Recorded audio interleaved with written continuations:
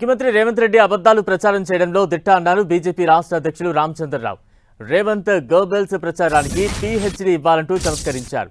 Metro తెచ్చింది, ప్రారంభించింది ప్రధాని మోదీనే అన్నారు.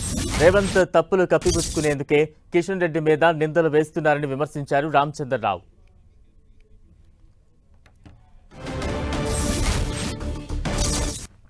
దయచేసి రేవంత్ రెడ్డి గారు, మీరు చాలా పెద్ద మాటకారిని నేను ఒప్పుకుంటా, దాని విషయంలో డౌట్ లేదు.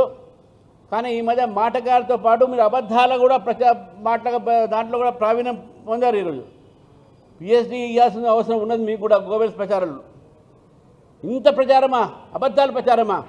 మీ లోపాలు పెట్టుకొని మీ చేతగానతనాన్ని ఈరోజు మా మీద రుద్దే ఎట్లండి? మెట్రో వచ్చిందే, తెచ్చిందే మేము.